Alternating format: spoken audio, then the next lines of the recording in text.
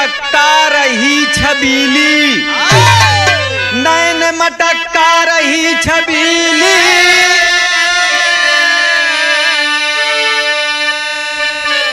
छबीली बहिरू के रही मिली,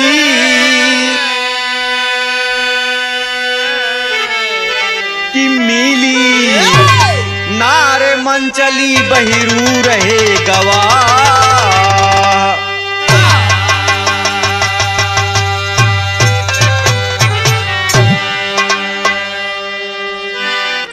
एक और हास रस का बिरहा आप सुनेंगे।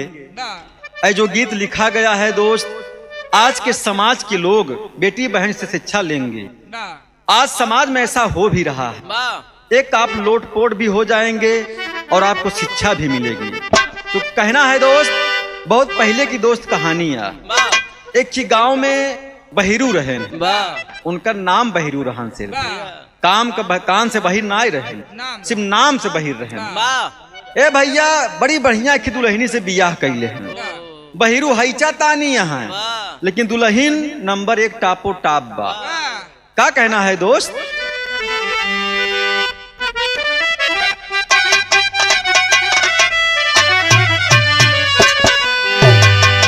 वही लाइन है दोस्त, तमाम कलाकार गाते हैं इस लाइन को, लेकिन देखा हमारे इलाहाबाद में कैसे गाई जात है। एक ही शराबी रहन, देखा ये शराबी नवा नवा रहन, ये शुरुआत करत रहन हैं। तो का कहत बा शराबी ऊ,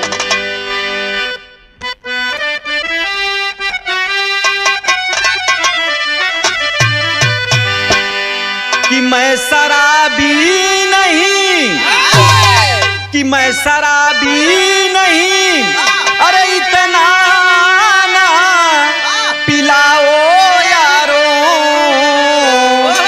अरे नशे में मदहोश जवानी न गवाओ यारो, नशे में मदहोश जवानी न गवाओ यारो, नशे में मदहोश जवानी न गवाओ यारो। ए भैया कितना गवैया देखा था, ये गाय गाय कूद फाड़ एकदम बहाई डावत ही, लेकिन हैदर गुरु हमारे कहत रहे हैं कि बचवा गाना वही गावा जोन सबके समझ में आई जा, एकदम किराई दिया। हाँ, मर भगाए से कौनो मतलब नाई बा, बात समझ सबका आवे चाहिए दोस्त।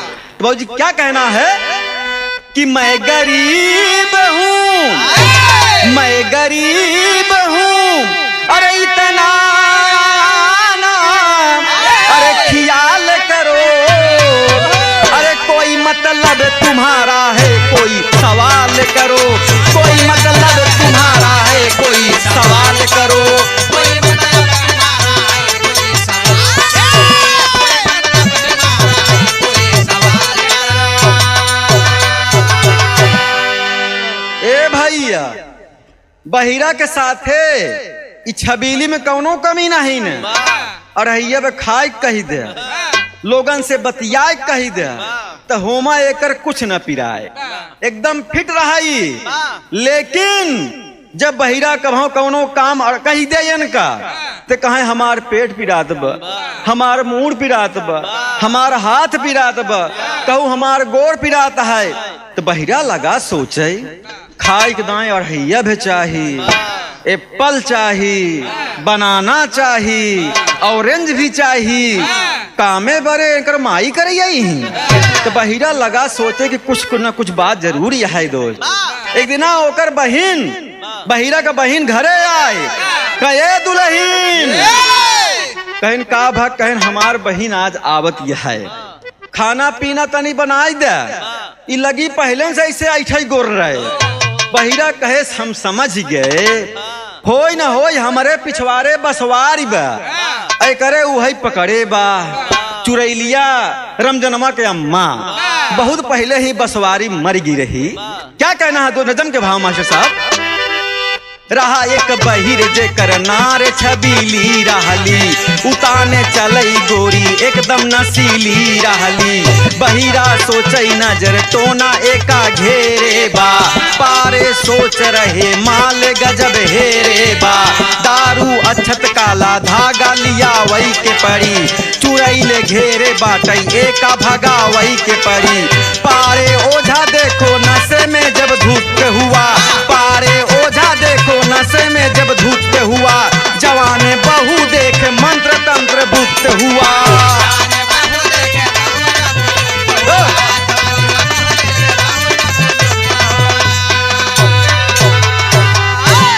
ए भैया बहिरा कम दिमागदार ना आई रहन।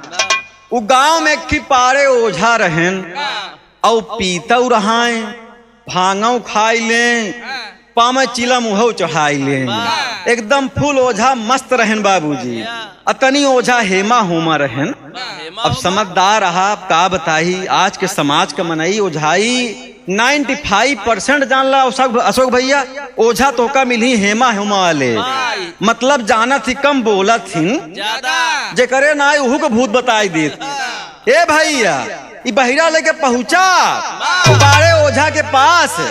जब पारे ओझा दुल्हन देखें कहन बड़ी सुंदर लड़की है। बाबूजी पारे ओझा के मन में जान एकदम मना चंचल बा। पारे ओझा बर्दाश्त ना ही करता है। पारे ओझा बिचारा तहाई दुल्हन तो बड़ी सुंदर यह है। अब का बताई हम बाबूजी का कहतर जो है बाबूजी यह ये मास्टर। ए भैया जब लगा बहिरा बतावे कि पारे ओझा पदे में बहिरा काका लागत रहे, तो दुल्हन उनकर बहू भाई कहन ए काका, कहन का कहन हमार जोन दुल्हन बा होई न होई रमजनवा का अम्मा एका पकड़ ले बा। पारे कहन ठीक ठीक ठीक चलता ही बिचारे बोजी का कहा थी पारे काका। एके बसवारिया केरे चुराई लिया, एके बसवारिया केरे चुराई लिया। चढ़ली जवनिया में धैले हो राम, एके बसवारिया केरे चुराई लिया।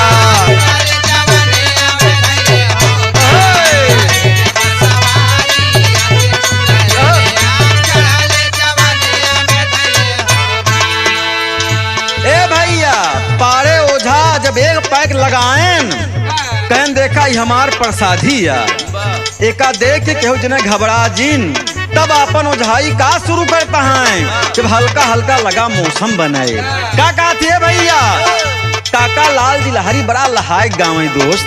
का कहना है कि एके बसवरिया केरे चुराई लिया, एके बसवरिया केरे चुराई लिया। चढ़ली जवनिया में धैले हो राम, एके बसवरिया केरे चुराई लिया।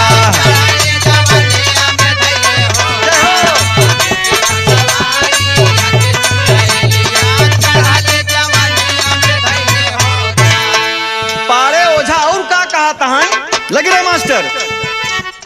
अच्छा तुम्हारे बाटाई देखा परोसानिया, अच्छा तुम्हारे बाटाई देखा परोसानिया।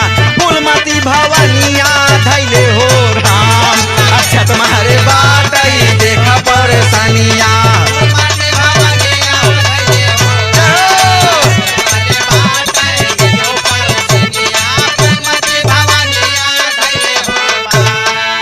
चंडालिन कहाँ बैठी है।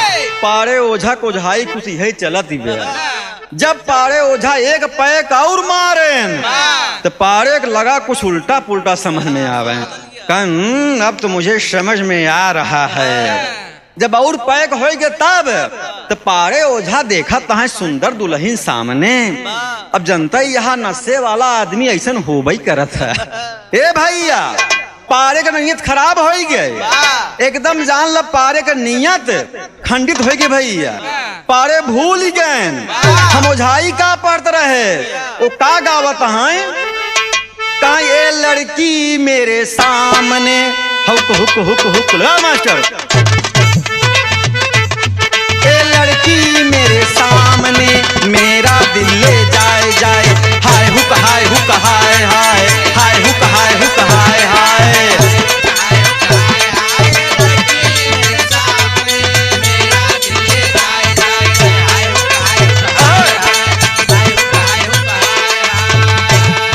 ए भैया पारे ओझा जब तनी के मस्तियाने तिहई का फान दहन ओझाई भूल जाहन कहा था ये लड़की मेरे सामने मेरा दिल ले जाए जाए हाय हुक हाय हुक हाय हाय।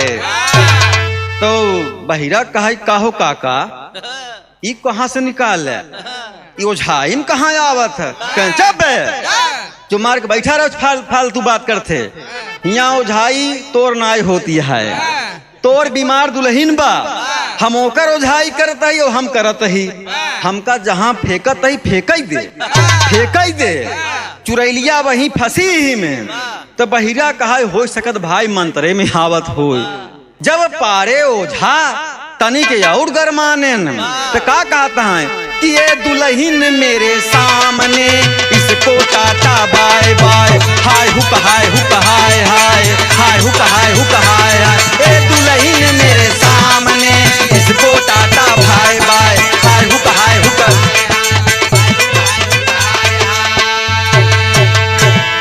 ए भैया जब पारे ओझा एकदम फुल मस्ती में हो गए एकदम हाँ एकदम पोजीशन में जगह कहा जुबान में जब उल्टा पुल्टा बोला आंत निकले लागई तब पारे ओझा कहन अब ही मुझे समझ में आया असली समस्या क्या है इसको। ए भैया जब एकदम फुल हो गए तब पारे कहन देखा अब ओझाई में शुरू करने चल रहा हूँ। पारे का कहा थी एतनी जूनी अय्याना काली बिली अय्याना एका घेरे बाटई काली चूराइली अय्याना।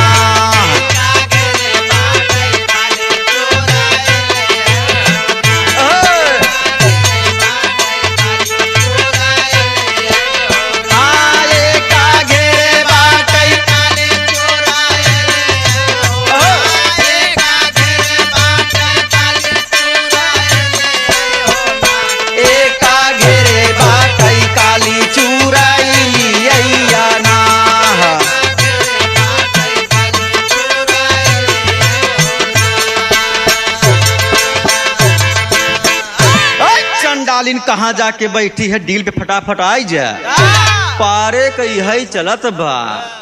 तो बहिरा सोचत बा कि अब पारे फॉर्म में आई गए लागत है मंत्र एकदम पहुंचावत है एकदम पहुंचावत है। अब बहिरा का नहीं मालूम बा पारे कहूँ और पहुंचावत है। हाँ ये भैया जब तनी के पारे और गरमाने तो पारे कहने बहिरा बे अब तई जा बहरे कहन काहे का भा जब ऐसे सुनता है बहिरा काकरे बहरे हम जा भाई तो कहन बे दिमाग ना खराब कर जान ल चुरैल आवे वाली बा अब अही कुछ देर बाद यही खेली जान ल ग्राउंड में। तो कहन हम हूँ देखब कहन भर बे तू बहरे जा ते ना संहार पाऊबे चुरैल का मंत्र जे जाना था वही ओका संहार पावत था। तो अब बहिरा बेचारा खा जाना ही जब पारे तनी के और पहुंचन तो का कहा था ये भैया कहीं जाके बैठा तानी के बहेरावा होना एकर देखा बई हम घरावा दुआरावा होना।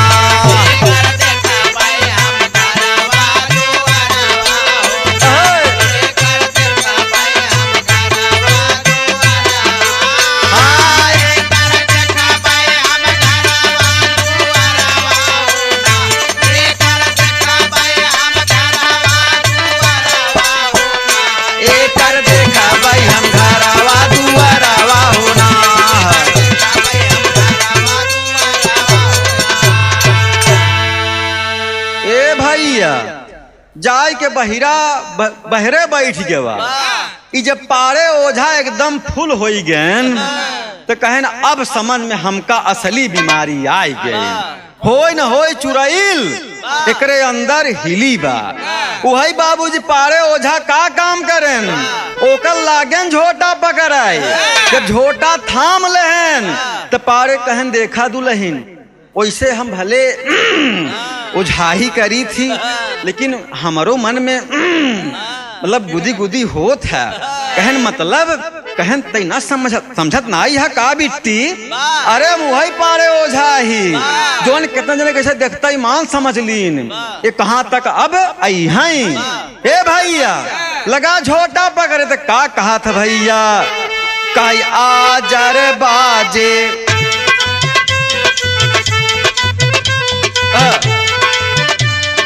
आजर बाजे झांझर बाजे और बजे करताल हो, जल्दी जल्दी खेले पतर की भागे भूत बैताल हो। आजर बाजे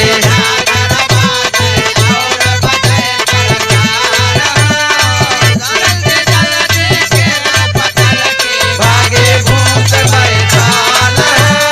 आजर बाजे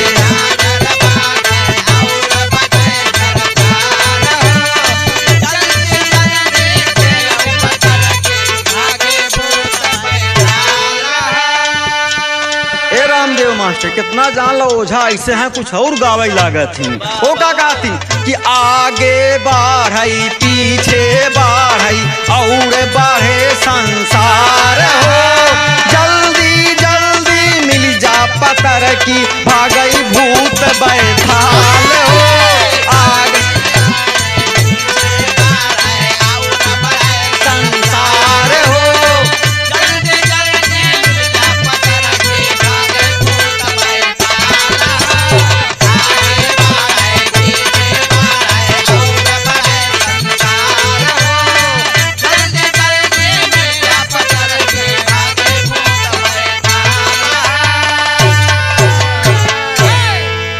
भैया पारे ओझा का ओझाई ऐसे चलती है।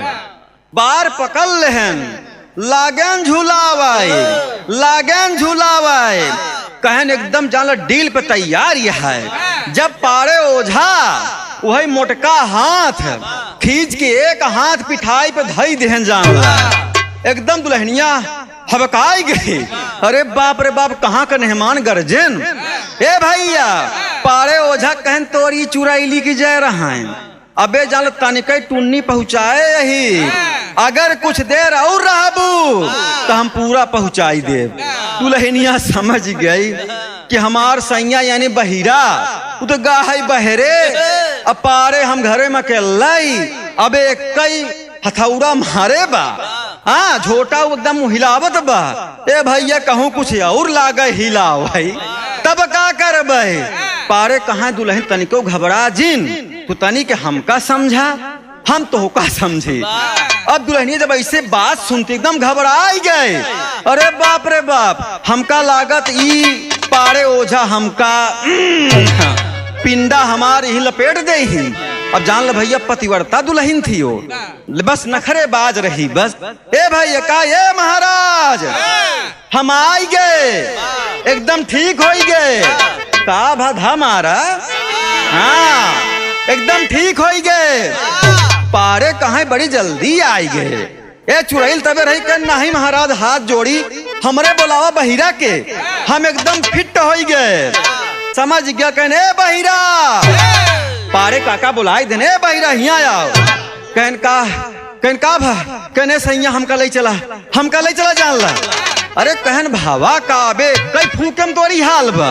अरे कहन अगर कहूँ फिर दोबारा ई फूकेस तो हमका विश्वास भाई सब फूकी रही, एक कुछ बचबुड़ करी जान ला। एकदम भैया दुल्हनिया घबराई गए। बहिरा कहा अबे तो पहला मुलाकात कराए, ई तो ओझा रहे, अबे तो का सोखा का देखाऊ भाई, ओकरे बाद बैदाऊ मिली उहू के देखाऊ भाई, तब समझब तोहार असली बीमारी कौन बा। ए भैया पारे ओझा झाड़ फूके कहन जा बहिरा बे तोर दुल्हन अब पक्का ठीक हो जाए। बहिरा लियाए आगे पहुंच गया। एक ही भैया दुकान लगी बा, पहले देखा बैदई होत रहन, आज लोग डॉक्टर हो गए। जी कहाँ पहुंचता है बैद के पास तो क्या कहना है। ए भैया बहिरा का कहत बा ए वैद भैया, काहे की तर्ज भई मास्टर साहब कि गगरी छुआई जाई रनिया। बा मास्टर कि गगरी छुआई जाई रनिया, अरे जाई जब धारा मावा नसाई हो, गगरी छुआई जाई रनिया।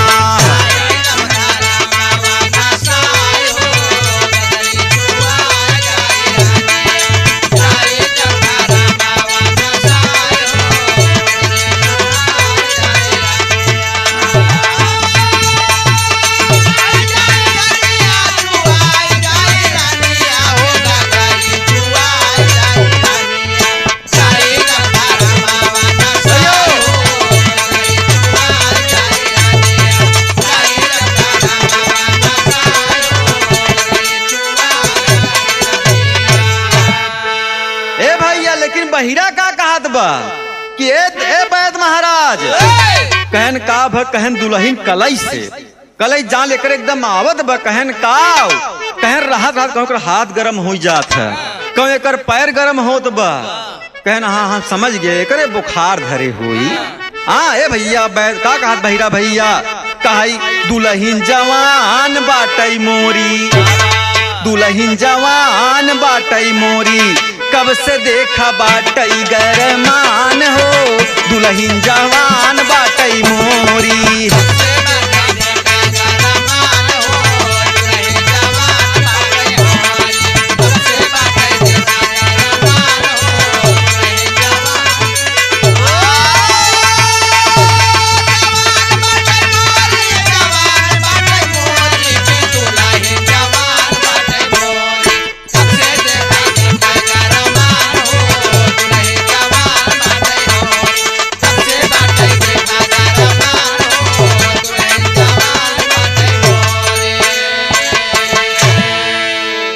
बहिरा कहता है कब से देखा बाटई गरमान हो, दुल्हन जवान बाटई। तो बैदा कहे हैं यही बात हम खोल के बैठा ही आपन कि हमारे पास गरम मनई उबई करें, उन्हीं के जान एकदम नापब आज हम।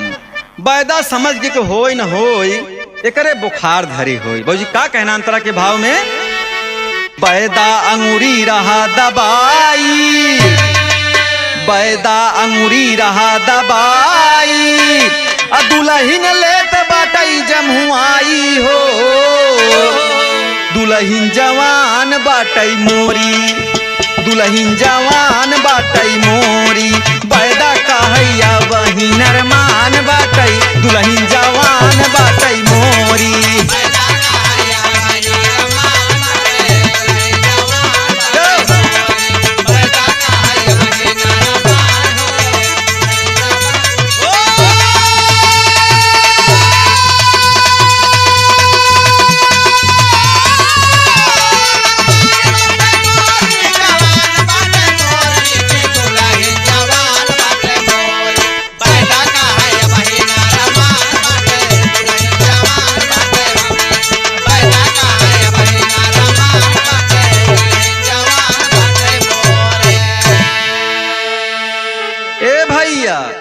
बैदा कहाई बहिरा बे अब अही तोड़ दुल्हन एकदम जान नरमान है, अब अही गरमान लगा अंगूरी दबावे, हाथ होत लगा टोवे। तो बहिरा कहत बा हाथ तो बड़ा सुंदर है, इसका लड़की एकदम ब्यूटीफुल होगी। कहीं सुना कुछ हम दवाई लिख के देते ही, एक आध सुई लागी सुबह शाम, आया काम हो जाई। अब दुल्हन बिचारत बरा मुआ का मर्जी बिना मतलब भाई फंसी है, हमरे कुछ भवई नहीं बा। हम तो नौटंकी वैसे करते रहे कि घरे खाना ना बनाई, हाँ घर दुआर ना बहारी, बहिरा हमारा खेल कैले पता नहीं कहाँ कहाँ घुमावत बा। तो बहिरा कहा ठीक बैद भैया अब सुबह शाम करे सुई हम पक्का लगवाऊ। अब दुल्हन सोचत यह कुछ देर पहले अब वही पारे ओझा अपन फूकेन, बैदा सार सुबह शाम बिना मतलब सुई लगाई। तो बहिरा कहा दुल्हन कहा थी ए बहिर कहन कहा केनावा चली घरे, कहने अबे एक टुन्नी नाई चढ़े, कहन मतलब कहन ओझा हो गए, बैदा हो गया, असली तबे भाकी नहाए। कहन सोखा महाराज। ए भैया आगे और चला गवा। एक जवान लौडा नई नई सुखाई सीखे रहन जानला। बाबूजी का कहा था बहिरा भाई पहुंचा कहा सुना आज कई दिन से दुल्हन हमार तनी के डिसबैलेंस चलती है। कहन का भाई करे, कहन न खाम पीछे बा, न लड़ाई पीछे बा, न बोलम पीछे बा, तो कहन के थम पीछे बा, कहन बस खाना बनावई में, केहू को खियावई में। तो सोखा समझ गए जोन रोग बतावत हमरे गांव में ढेर मनई के भावा ई कौनो नई बात। बाबूजी सोखवा का बताओ कर दू भाई मास्टर साहब। गुरु जी गावत रहन कभो कभो कहा मेहरी के आगे, मेहरी के आगे कभों बर कई अब न केहा करताल। मेहरी के आगे कभों बर कई अब न केहा करताल। मेहरी के आगे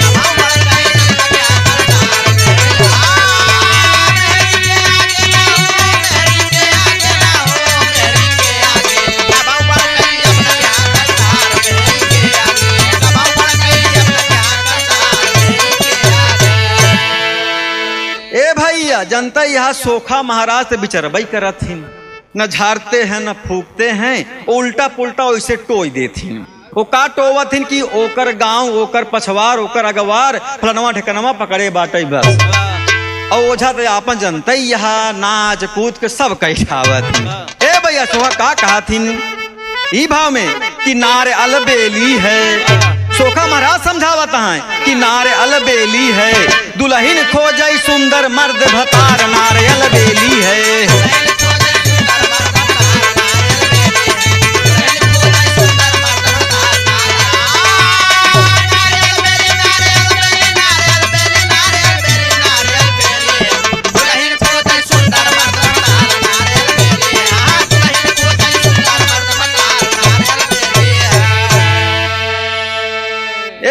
सोखा यही कहा है नार अलबेली है।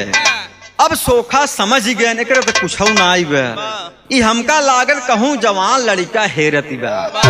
दुल्हन बहिरा भाई एकदम जला टापो टाप पाए रहन। एक बात आप सब जान ला गिरखे बा गाँव देश में इतना ही मनई जान ला हैचा तानी रहत है, उतना ही चौचक जान ला दुल्हन पावत है। अब बहिरा का लहान कुछ ऐसे बैठा रहन तब सोखा नवा लवंडा वह कहा हम इनकर समझ गए मतलब इनका का दिक्कत है। बुझ का कहा सोखा, सोखा कहा कि शाम सवेरे गोबर से नहवावा।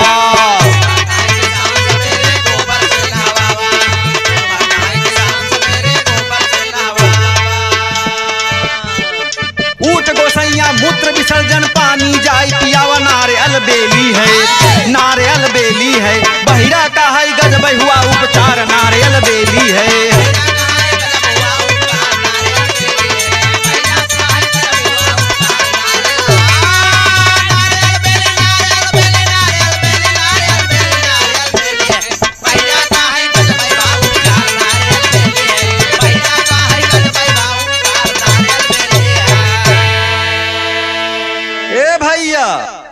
सोखा महाराज ऐसी बात बताएं अशोक भैया समझा। कहन सुबह शाम एका नहवावा केथा से गोबरे से। सोखा बहिरा कहे कहो सोखा महाराज ये गोबर से। कहन हाँ हाँ हम जोन कहा तू माने जा बस। और एक चीज करे परी कहन का, कहन शाम शाम कभाऊ कदार और डेली फांद है कोनो दिक्कत ना आई। कहन काऊ कहन गांव में उड़ तो मिलिन जाई। कहन हाँ हाँ मिल। कहन ओकर पेशाब ले ले है मतलब ओकर पानी ले ले है, सुबह शाम एका पियाए जाया। अब दुल्हन लगी सोचे रमुआ के मारे जी ये कहाँ का सोखा है, ऐसे ऐसे लवंडा सोखा हो जाती का बताई। हाँ पता नहीं बियाह करे है कि ना ही करे। हाँ दुल्हनी का हाल ही कहा जाना है। हाँ एक को पता नहीं बिगाहा जोते बकी ना ही जोते खेत कुल पड़ती है यहाँ। अरे किसानी के बात हम करते ही समझे जाया गेहूं बिसारे वाला। ए भैया सोखा जब एका बताएं दुल्हन बड़ी चिंता में बा। कि गोबरे से नहाब तो हमार ब्यूटी तो कुल खराब हो जाई। आई एक हवा दवाई कहत बा ऊटे का मतलब मूत्र, बतावा ओकर चाहिए सुबह शाम पानी पी, यहाँ शुद्ध पानी कभो पी नहीं पावत है। अब चलिए बताओ ऊटे घम पी, दुल्हनिया एकदम डर है, कहा ये सैया एकदम जान लाभ हम ठीक हो गए।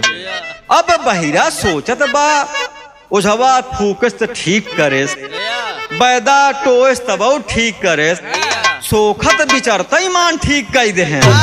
बाबूजी भाई का बाबूजी कहना उड़ान के भाव में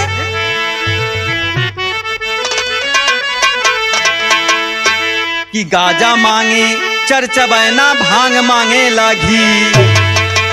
दोस्त समाज के नसीहत है ये जोन काम करत हो कर दवा बताए जात है। गाजा ढेर पी ले तब, भांग ढेर खाई ले, दारू ढेर पी ले, तीनों दवाई बा। रामदेव मास्टर फेमस एक तो तू लेत की नहीं, इतवार मंगर मारे जावा कर। अरे जोखाम उखाम बहुत टाप दवाई गई, कितना यही जोखाम ठीक कर लेथिन यार। हाँ ए भैया क्या कहना है कि गाजा मांगे चरचबैना भांग मांगे लागी, दारू मांगे जूता लात, मेहठ छंदी जी हो सारंगी फन में बजती ही नहीं। अरे बहिरा चतुर चूतिया रहा बड़ा अरबंगी, सारंगी फन में बजती ही नहीं।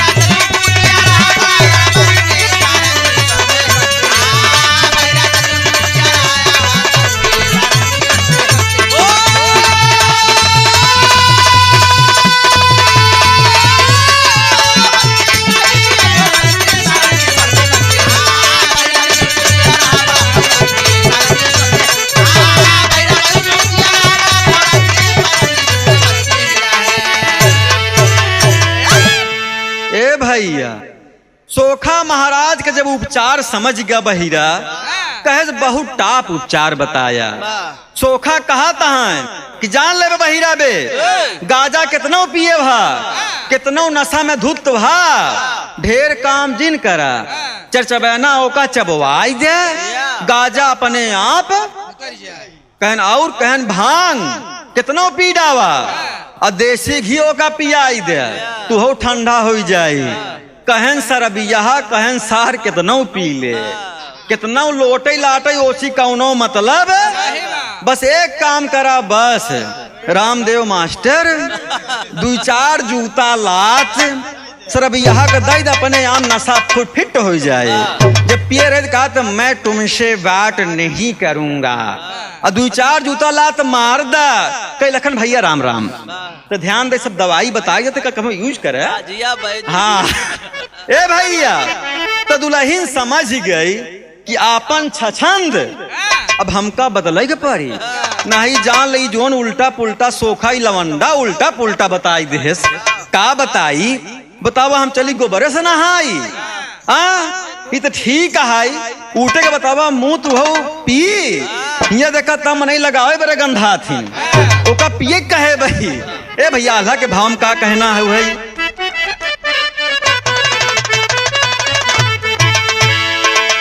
अरे बहिरा विचार करई सोचेला दुल्हिया भैया,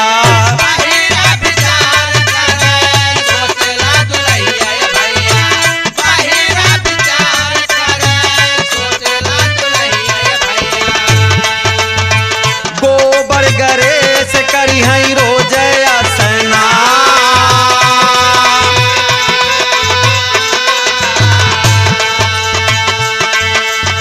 चेहरा बेकार होई ब्यूटी हेराई भैया,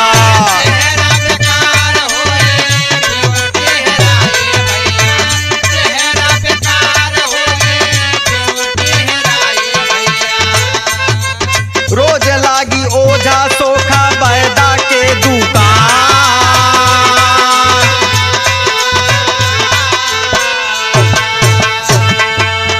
रोज लागी ओझा सोखा बैदा के दुकान,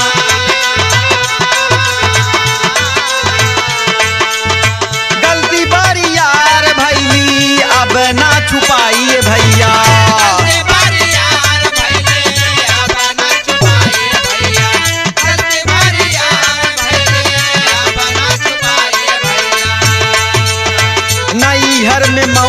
करे आलस था महा।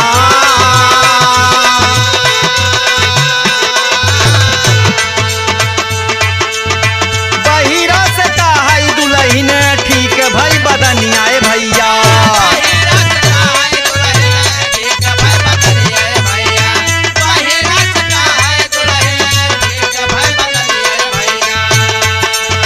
दुल्हा विचार करे फुकतई फीका।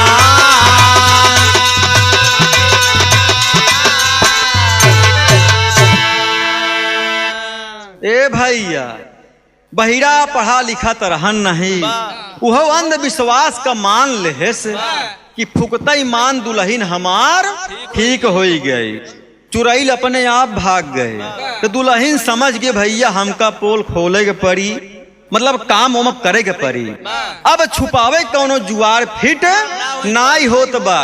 नैहर में बहुत मौज करे रहे, जांगर खूब चोराए। हमारे मन में आए ऐसे ही हूँ कई लेब, क्यों जानी न पाई। लेकिन बहिरा भले पढ़ा लिखा ना आई रहन, चल बहुत चतुर आदमी रहन भैया। देखा बढ़िया एकदम फिट कर दिया। दुल्हन कहा ये बहिरा कहन जाल हमार अब कुछ नहीं पिरात बा। सीना दर्द, पैर दर्द, सिर दर्द सब बिना कहे ठीक हो गए। तो बहिरा कहा ये हम चाहत रहे तो एकदम फिट हो जा। हे भैया देखा भैया न समाज को शिक्षा मिल रही है। आजकल आप समाज में देखा था कि जो नईकी अम्मा हरे आवत यहाँ, नईकी अम्मा मतलब नई दुल्हनियन, उनके पास यही जरा ढेर सिस्टम है। आवे जाए ने कौ अक्षर दुल्हन एमए पास है, बीएससी पास है, पीएचडी पास है।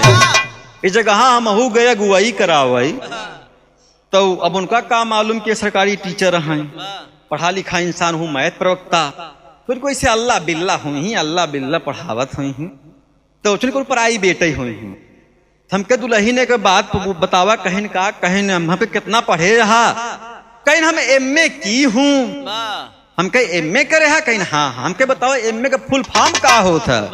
अब वो का मालूम का होता, का कहा हमके फुल फॉर्म इसका क्या होता है। हम कहे मतलब के पूरा नाम का होता। कहे बेवकूफ हा का तू, एमए बतावत तही हमके मतलब कितने बार आवत है, मतलब कितना पढ़े के बाद मिलत है।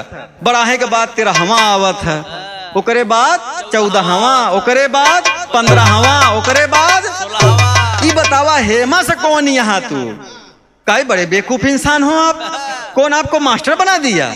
मैं एमए की हूँ बस।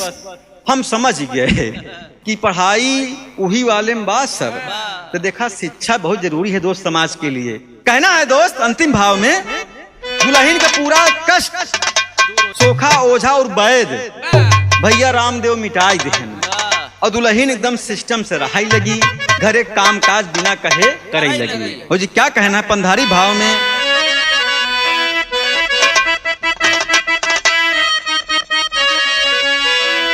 अरे नार छछंदी रहली घरवा का गुलजार होई गवा।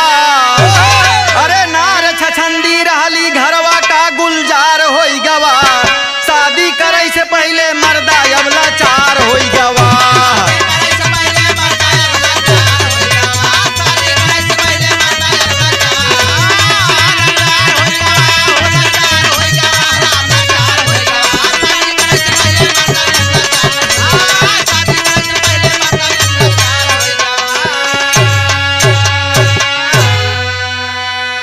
दुल्हन गुणवान हेरा पढ़ी लिखी नारी, नाही जगतिया में होई मारा मारी। दोस्त समाज को नसीहत मिले गीत के माध्यम से कि दुल्हन हमेशा गुणवान हेरा पढ़ी लिखू हेरा। वैसे जिन हेरा जैसे हम बताए कुछ देर पहले एमए वाली हेमे होमे जिन हेरा खूब बढ़िया शिक्षा जमाई है। संस्कार कैसा है ए बिट्टी, खाना बनाए लेबू की, घरे खियाई लेबू की, कितना कहा थी बतावा, घूम टहल लेबू की। इस सब ना पूछा, पहले ज्ञान का बात पूछा कि नैहर में कहा सीखे यहाँ, कितना पढ़ी लिखी यहाँ। ए भैया क्या कहना है। अरे शिक्षा बहुत जरूरी जीवन में होशियार होई गवार। अरे शिक्षा बहुत जरूरी, जीवन में होशियार होई गवार। शादी करे से पहले मर्दा अब लाचार होई गवार।